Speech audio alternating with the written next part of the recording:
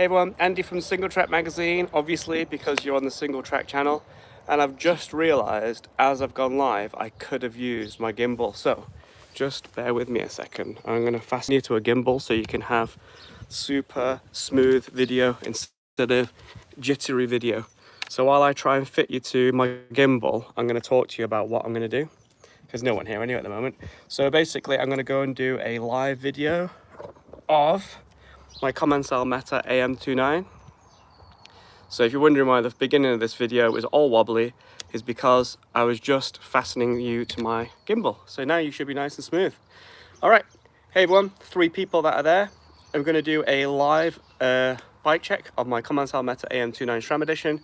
This is a bike that you may have already seen on Singletrack World already, because I did a write-up about this bike late yesterday and published it this morning. And there's also a video on YouTube about it, as well as this one. And I also have already been live on Instagram and Facebook, so there's more videos out there of this bike. So I got this bike early last year from Commencal. Thank you. So Glenn says smooth. Saw it this morning, it looks sick. Yeah, Phil, it is a sick bike. I'm going to go through a few bits now. If you've got any questions, feel free to ask me and I'll do my best to answer them. So yeah, I got this bike early in 2019, and I've had it since then basically. So it's been my go-to bike for pretty much everything. And although it is a big travel 29er, it's actually a really playful bike. Josh Evans asked me, what frame size is it? This is a large. I am 178 centimeters. Yeah, it feels great. There was another question there. Sorry, I didn't see that. I'm gonna see if I can see it. Do you think the seat angle is too slack? No, I don't. And also, if you look at this, I'm going to spin this around so you can see better. Okay, it kind of looks slack because we've got this here. But remember, the actual seat angle is like there. Oops, sorry, there. So yeah, it looks slack, but it isn't really. Okay, anyway, so while we're looking this way, we'll have a look at the bike. So this is the Meta AM29 SRAM edition. Obviously it's different from stock because I've changed a few of the bits on it. Originally it would have a Lyric on the front, and it would have a Commencal stem, it would have a fabric saddle, but I'm going to go over a few of those changes that I've done. And if you've got any questions while I'm doing that, please stop me and I'll answer them. So the first thing I'm going to talk about, because I keep forgetting it, is this. That is a bottle of the YT Izzo. Yes, Izzo, I'm not pronouncing with a T now, YouTube commenters. And the reason I'm doing that is because it's got this cool fidlock system here. It's a really small bottle and it doesn't hit the piggyback. Right, someone has asked me about the fork. So this is a Fox 36 on here. So for Rasenti, sorry if I said that wrong, why did you opt for the 36 instead of a 38? Well, this bike is 160mm travel, and this fork is 160mm travel. The 38 I had is 170. Yes, I can put a 38 on here, and yes, I will put the 38 on here, but I hadn't ridden the 36, and I wanted to take it for a ride, so I popped it on here, and I will put the 38 on later. I've got an e-bike, which I've got the 38 on now, which kind of suits that bike a little bit better than this one.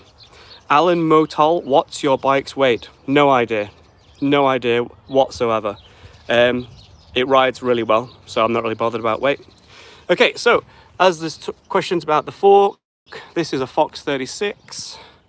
It's the Heritage Edition fork, so it has the bolt-through axle, and it's also root beer brown. And I'd love to hear what you guys think of that root beer brown color, because a lot of people like it, a lot of people don't like it. So please let me know what you think. So the 36 has got a new chassis design. It's got a new arch here, which if this was like a more like modern frame, I could run an offset headset, and that brings the fork back, and sometimes the arch can hit the head tube. So that's why they've put this bigger arch gap there. The new 36 has got these air bleed ports on the rear. It's got new VVC damping for the rebound and also the compression too. So lots of changes on that. It's a really lovely fork. I've only been on it twice so far, and so far it feels pretty good. Still need to tweak the adjustments a little bit. All right, another change which I've made to this bike is this stem. This is a fun equalizer stem. Will you put the Zeb on it once it gets officially released? Phil, I have no idea what you're talking about. No idea at all. All right, anyway, back to this stem. So this is a fun equalizer stem, and this is pretty cool because what you can do is you can run it either way around. I've got it set up like this, so I've got a 10mm rise. If I turn it around, I can have a 10mm drop. And that's good because if you've got no space on your steerer, it means you can got 10mm rise or drop. Haha, I know you don't. Yes, Phil, I know nothing about it.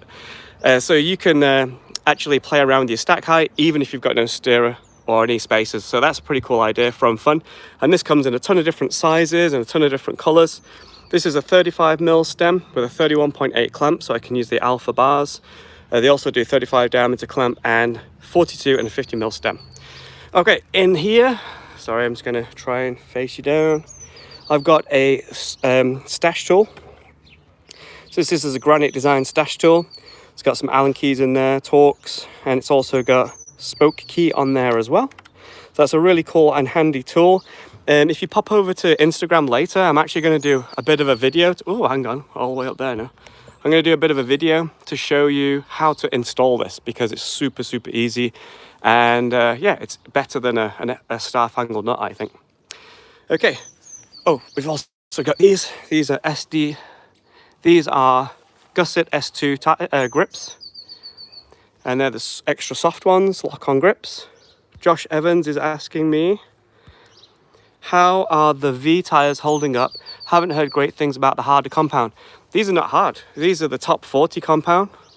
You can see there. So these have got a 42 durometer tested rubber compound. So they're quite soft. These tyres are actually like proper full-on downhill tyres. So they've got quite a stiff sidewall. So although the rubber is really nice and it's slow rebounding, the sidewall is quite stiff. So for quite kind of mellow trails, they're a bit overkill. But yeah, they feel good. They are a soft tire, so in dry conditions they do. In dry conditions they do wear out quite quickly, but in wet conditions, which I've mostly been using these tires in, they last pretty well. Someone has asked, why do you run so many spacers on top of your stem? Do you have it flipped upside down? No. The reason why I run so many spacers is because this is a test fork. And if I chop the steerer on this test fork to suit only this frame, I can't fit it to any other bikes. So I like to have way too much rather than way too little, so I can swap it from frame to frame. That's the only reason. All right, so we've already talked about this tire. This is a Snap WCE. This is a downhill tire, 2.5 by 29. And this tire would have been used by a lot of the downhill teams this year. The rear tire is a Snap Trail, and I've already reviewed that. There's a review of that on Singletrack World already. This is a 2.35 tire, and it actually uses a very similar tread design. You can see the tread design is very similar to the bigger brother, but it's actually a narrower tire and much faster rolling. But this is a heavier wall thickness than standard, so it's a bit overkill for mellow trails and stuff. So I will change those to something a bit faster rolling and lighter. These tires are fitted to synthesis wheels. These are the alloy synthesis wheels. I've already tested the carbon ones. So as you can see, we've got rear here because the rims are actually front and rear specific. So this is a wider rim on the rear. And we've got a narrower rim on the front for the front. And there's different spoke counts, front and rear too. So the idea being this is a stiffer wheel for, shropping and hitting corners, whereas the front wheel is more compliant and comfortable. There you go. What is your bar height? How many spaces below? Right. You know how many bikes I've got on test? I do not know. Let me read it. I think it's 20mm. Yeah, it's a 20mm rise bar, and I've got one 5mm spacer underneath, and I would say I think I want it a bit lower. So what I'm going to do is I'm going to put another 5mm spacer underneath, and I'm going to flip it, and that'll knock me down 5mm, because this is the stem you can run either way around. Hope that answers your question. Okie dokie, what else we got in here? We got some, oh, I'm pressing it the wrong way. Can you see the benefit of the Crank Brothers synthesis technology? Josh, the alloy wheels I've only ridden like a few times, so I'm not going to say anything yet. But the carbon wheels I was really impressed with. When it comes to the carbon wheel, let me just turn this around because I'm talking about something that isn't the bike now. So the synthesis wheels that I've tested, the carbon ones, yes, I could feel the difference between those and other carbon wheels. They were way more compliant, but they're expensive. They're really, really expensive. That's the only thing. So far, I've only ridden the alloy ones a few times. They feel pretty decent. But yeah, it's too early to tell yet. I need to do some back-to-back testing, and I need to get the Spank wheels back because they're a much stiffer rim. So it'll be interesting to see what they are between each other. Someone has asked me a question. Why don't you use a chain device or bash guard? Because I never lose the chain. I've got a narrow wide here, clutch on the rear. I don't have any issues. It's only when they start to get worn out and old that I start to lose the chain really.